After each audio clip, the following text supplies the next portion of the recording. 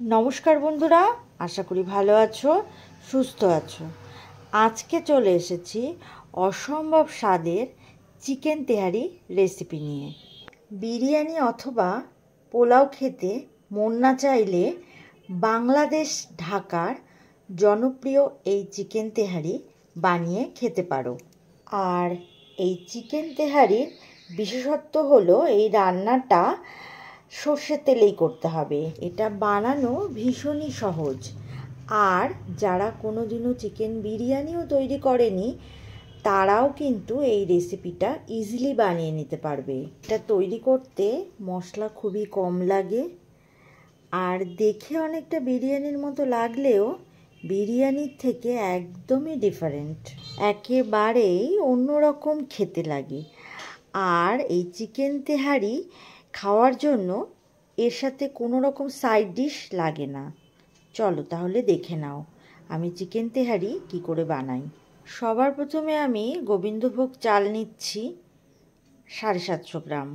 এই রেসিপিটা কিন্তু গোবিন্দভোগ চাল অথবা বাসমতি চাল দিয়ে বানাতে পারবে। আর এই চালটাকে প্রথমে ধুয়ে নেব। চালটাকে ধুয়ে নিয়ে জলটা ছেঁকে রাখবো। এই চালটা কিন্তু ভিজিয়ে রাখার কোনো প্রয়োজন নেই, একবার ধুয়ে জলটা ঝরিয়ে নিলেই হবে। এবার গ্যাস অন করে কড়াই বসিয়ে তার মধ্যে দিয়ে দিচ্ছি সর্ষের তেল। আমি আগেই বলেছি এই রান্নার স্পেশালিটি হলো রান্নাটা সর্ষের তেলেই করতে হবে।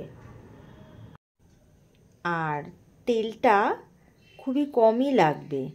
আর তেল গরম হলে এর মধ্যে দিয়ে দিচ্ছি ফাটানো এলাচ, একটা বড় এলাচ দিয়ে দিলাম। এখন দিয়ে দিচ্ছি 2টো দারচিনির টুকরো, আর দিলাম লবঙ্গ, গোলমরিচ আর তেজপাতা দিয়ে দিলাম। আর এই ফোড়নটা কয়েক সেকেন্ডের মতো নেড়ে ভেজে নিতে হবে। এবার এর মধ্যে দিয়ে দেব পেঁয়াজ কুচি। আমি এখানে 3টে বড় সাইজের পেঁয়াজ নিয়ে নিয়েছি। 4টে কাঁচা লঙ্কা মাঝখান থেকে চিড়ে দিয়ে দিলাম। পেঁয়াজটা কিন্তু কড়া করে ভাজার কোনো দরকার নেই, অল্প লাল করে ভেজে নিতে হবে। মোটামুটি 4-5 মিনিট সময় নিয়ে পেঁয়াজটাকে ভেজে নিচ্ছি। এই যে দেখো এরকম হালকা নরম হয়ে এসেছে। এখন এর মধ্যে দিয়ে দিচ্ছি 1 কেজি মুরগির মাংস। এই চিকেনটা কিন্তু আগের থেকে ম্যারিনেট করার কোনো প্রয়োজন নেই। মাংসটা জলে ধুয়ে নিয়ে তারপর দিয়ে দিচ্ছি।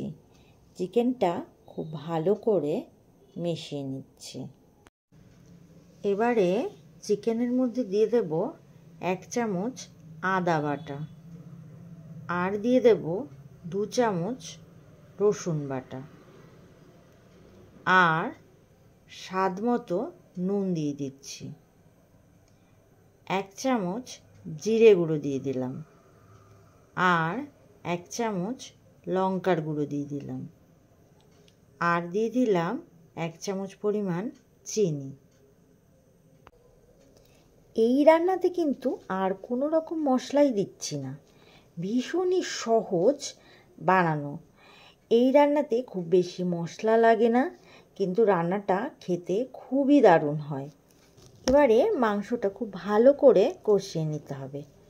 যখন তেলটা একটু ছাড়তে শুরু করবে তখন ঢাকা দিয়ে 10 মিনিটের জন্য একেবারে লো ফ্লেমে রেখে দেব। 10 মিনিট পর আমি ঢাকা সরিয়ে নিচ্ছি। চিকেনের থেকে হালকা পরিমাণে জল বেরিয়ে এসেছে।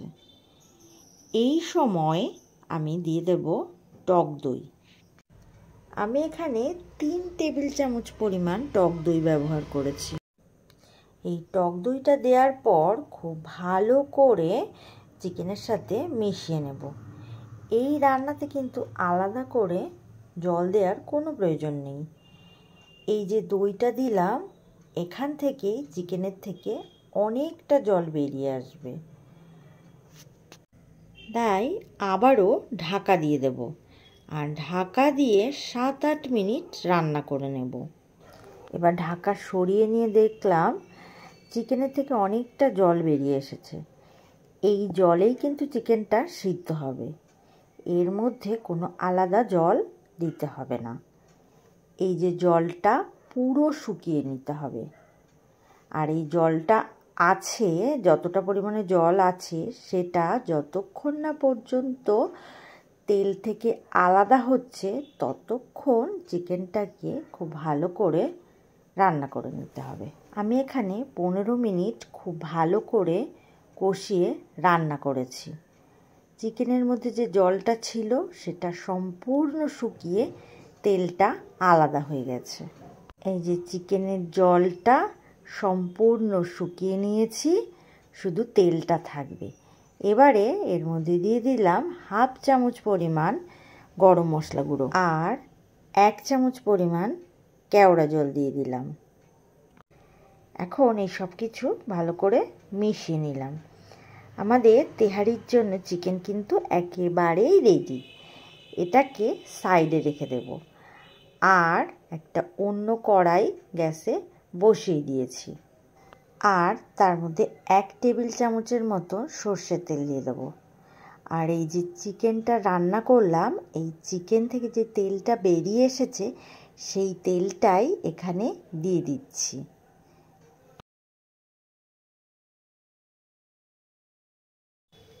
এবারে এর মধ্যে দিয়ে দিলাম একটা বড় সাইজের পেঁয়াজ কুচি, আর পেঁয়াজটা তেলের সাথে ভেজে নিচ্ছি। মোটামুটি 3-4 মিনিট ভেজে নিতে হবে। এগুলোকে খুব বেশি কড়া করে ভাজার প্রয়োজন নেই। পেঁয়াজটা ভেজে নিয়ে এবার এর মধ্যে জল ঝরানো গোবিন্দভোগ চাল দিয়ে দিচ্ছি। চালটাকে 7-8 মিনিট সময় নিয়ে ভেজে নিতে হবে। চালের মধ্যে কিন্তু জল থাকলে ভালো করে চালটা ভাজা যাবে না, আর তার জন্য জলটাকে সম্পূর্ণ ঝরিয়ে নিতে হবে, তারপর দিতে হবে। তো দেখো, চালটাকে বেশ কিছু সময় নিয়ে একটু ভেজে নেব। চালটা যত সুন্দর করে ভাজা হবে তেহারি খেতে কিন্তু ততটাই স্বাদের হবে। খুব ভালো করে চালটা ভেজে নিয়েছি, আর গ্যাসের ফ্লেমটা এই সময় লোতে রেখেছি। এখন এর মধ্যে দিয়ে দিচ্ছি তেজপাতা, আর 3টে এলাচ দিয়ে দিলাম, 1 টুকরো দারচিনি দিয়ে দিলাম, আর এখন দেব 1 চামচ আদা বাটা। এই সব কিছু খুব ভালো করে মিশিয়ে নিচ্ছি। এখন এর মধ্যে 1 চামচ গরম মশলা গুঁড়ো দিয়ে দিলাম। আবারও সব কিছু মিশিয়ে নেব। এখন দিয়ে দেব 1 বাটি আগে থেকে ফুটিয়ে নেওয়া দুধ, আর দেব জল।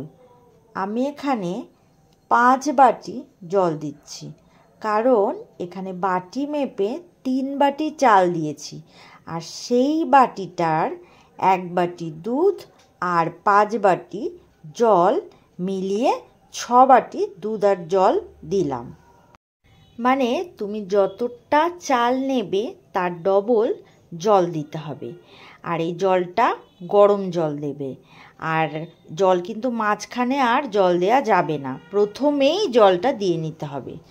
তোমরা চাইলে এই সম্পূর্ণটা দুধেও বানাতে পারো, তবে দুধ বেশি দিলে তাতে ভাতগুলো খুব একটা ঝরঝরে হবে না। তার জন্যই আমি অল্প দুধ দিলাম, তাতে করে ভাতগুলো একদম ঝরঝরে হবে। এবার আমি এর মধ্যে দিয়ে দিচ্ছি স্বাদ মতো নুন। আমি যেহেতু চিকেনের মধ্যে নুন দিয়েছিলাম, তাই চালের মধ্যে অল্প করে নুন দিচ্ছি, আর দিলাম 1 চামচ চিনি। খুব ভালো করে মিশিয়ে নেব, আর এর মধ্যে 3টে কাঁচা লঙ্কা দিয়ে দিলাম। সব কিছু মিশিয়ে নিচ্ছি। এখন ঢাকা দিয়ে 6-7 মিনিট জাল করে নেব, আর এই সময় গ্যাসের ফ্লেম মিডিয়াম থাকতে হবে। 6-7 মিনিট পর ঢাকা সরিয়ে নিয়ে ভাতগুলো একেবারে উল্টে পাল্টে নিচ্ছি, যাতে করে নিচের ভাতটা উপরে আসে আর উপরের ভাতটা নিচে চলে যায়। আর এই যে দেখো, যতটা জল আর দুধ ছিল ততটাই ভাতটা টেনে নিয়েছে, আর এই গায়ে গায়ে দুধ আর জল যেটুকু লেগে আছে সেটাও টেনে যাবে। আর এবারে দিয়ে দেব যে আগে থেকে চিকেনটা রান্না করে রেখেছিলাম, সেই চিকেনটা এর মধ্যে দিয়ে দেব। চিকেনটা দেওয়ার পর খুব ভালো করে মিশিয়ে নিতে হবে। যেহেতু চিকেনে অনেকটা মশলা আর তেল ছিল, তাই ভাতটা আরেকটু নরম হবে, তাই ঢাকা দিয়ে আবারও 4-5 মিনিট রান্না করতে হবে। আর এই সময় কিন্তু গ্যাসের ফ্লেমটা লোতে রাখতে হবে। এখন 4-5 মিনিট পর তারপর ঢাকা সরিয়ে আবারও নেড়ে নিচ্ছি। এখন এই নাড়াচাড়া করে আবারও সেই উপরের ভাতটা নিচে, নিচের ভাতটা উপরে, এইভাবে করে নেড়ে নিচ্ছি। তারপরে গ্যাসের ফ্লেম অফ করে দেব। এখন 10 মিনিট এইভাবেই দমে রেখে দেব ঢাকা দিয়ে। আর 10 মিনিট পর ঢাকা সরিয়ে নিলাম। দেখো, একদম ঝরঝরে চিকেন তেহারি রেডি হয়ে গেছে। আর চিকেন তেহারি রান্না করার সাথে সাথে কিন্তু সার্ভ করতে যাবে না, আগে এটাকে কিছুক্ষণ ঢাকা দিয়ে রেখে দেবে। আর কিন্তু এই সময় গ্যাসের ফ্লেমটা অফ করে রাখবে, তবেই তেহারিটা ঝরঝরে হবে। আর আগেই বলেছিলাম চালের ডবল জল দেবে। আর এই রেসিপিটা কিন্তু ট্রাই করে দেখবে, দারুণ খেতে লাগবে। আজ এই পর্যন্তই, আবারও নতুন রেসিপি নিয়ে চলে আসব।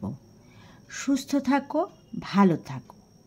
আর আমার এই রেসিপিটা যদি ভালো লেগে থাকে তাহলে আমার চ্যানেলটি অবশ্যই সাবস্ক্রাইব করে দিও। এতক্ষণ ধরে আমার সাথে থাকার জন্য অনেক অনেক ধন্যবাদ।